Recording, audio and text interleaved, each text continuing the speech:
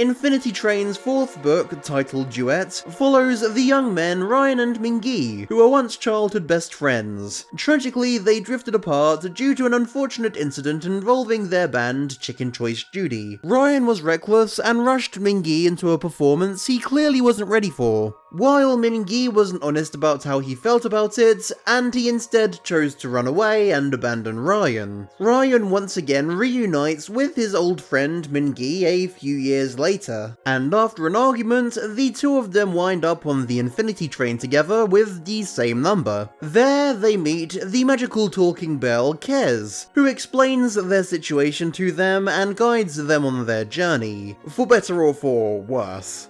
So, something that you're definitely going to notice by the time you finish book 4 is that it's far lighter in tone and more comedy focused than the previous book. They didn't up the ante from book 3 and make this one even darker, like a lot of viewers might have expected before coming into it. The reason for this is that every subsequent book is a reaction to the book that came before it, and this entry of Infinity Train was intended to be a bit of relief after the doom and gloom of Cult of the Conductor. I mean, the book after this one would have been focused on Amelia, and the main theme would have been grief. So like, yeah, having a breather here makes a ton of sense, and I think it's important to keep that context in mind when watching it, and especially reviewing it. In the words of Owen himself, the book is about relationship maintenance and communication, or lack thereof, and it did a great job of exploring this in a really interesting way that offers important insight to people going through similar issues. Infinity Train's biggest strength has always been its versatility. It can switch up the characters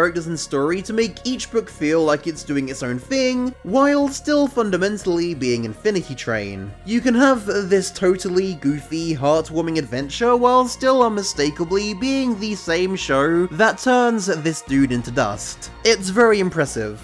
The highlight of the series, though, was of course the main characters and the bonds between them. I really ended up completely falling in love with them all. So from the trailer, I immediately assumed that Ryan would be the obnoxious, selfish asshole who doesn't give much thought to how his actions affect others. Before I managed to gauge the light-hearted tone of this book, I was even all like, oh yeah, this dude is totally gonna turn out to be evil and die at the end.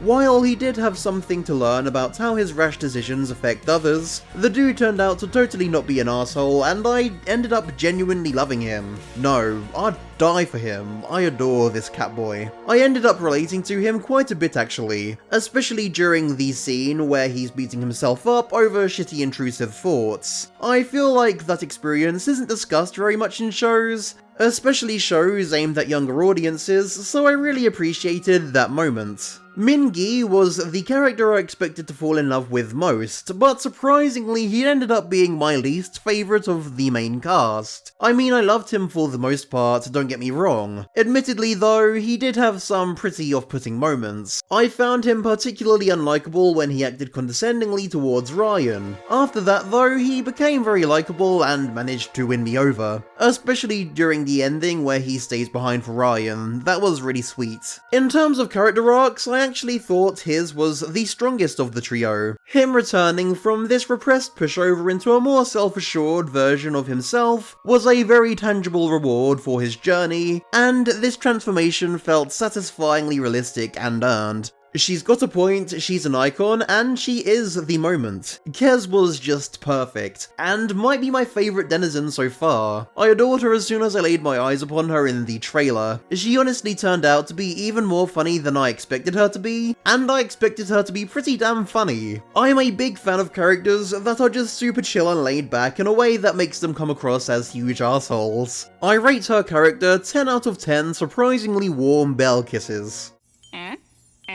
Not only were the characters great, but I can't review Infinity Train and not talk about how much I love the music. As with every Infinity Train book, the soundtrack was exceedingly good, and I'm absolutely dying for a digital release of every single OST in the show. I really love the ones played during especially dramatic scenes. They really managed to capture the spooky sci-fi atmosphere so well. At the very least, we got Train to Nowhere on digital. That song got me emotional, man.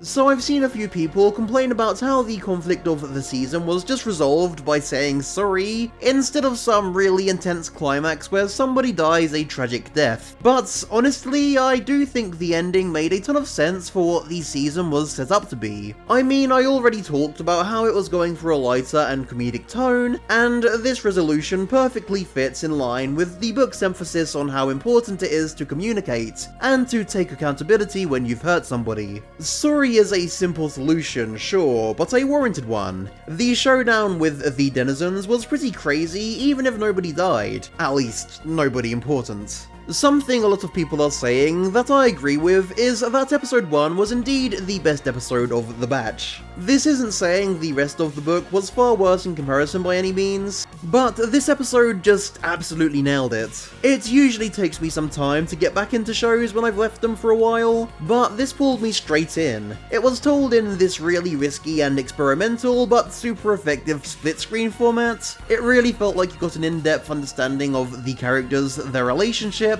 and their problems in their entirety after watching it, and it does so without saying a word, which is, you know, ironic given communication was such a big theme here. Finally, I'm going to talk about my opinion on what people have referred to as queerbaiting. Ryan and Mingi weren't confirmed as a couple, and people are mad. Well, you really shouldn't be. All we knew is that they were two dudes who were childhood friends, and people jumping the gun and assuming they're gay isn't the writer's fault. Nothing was promised. Owen Dennis believes in the death of the author, and I think not confirming them as a couple was an intentional move he did based on that.